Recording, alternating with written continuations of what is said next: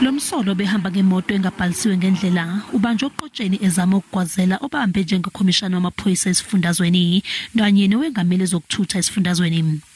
There was one guy arrested. He was carrying illegal foreigners in his vehicle, so he tried to bribe the MEC with some money and then he got arrested.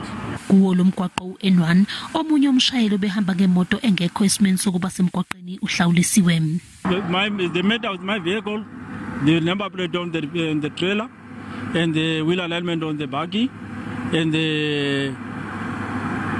also the passengers which I have. They don't have documents. Umnyango wezokuthutha esifundazweni uqoqozela abashayeli bezimoto kuba bathobele imithetho yomgwaqo. Visibility is the first thing. You know, the attitude of a driver that says, when I see the police, I reduce. When I see the traffic officials, I reduce. So police visibility is going to be very, very high. We are going to be deploying throughout the month. We are going to also deploy in spots that you don't know.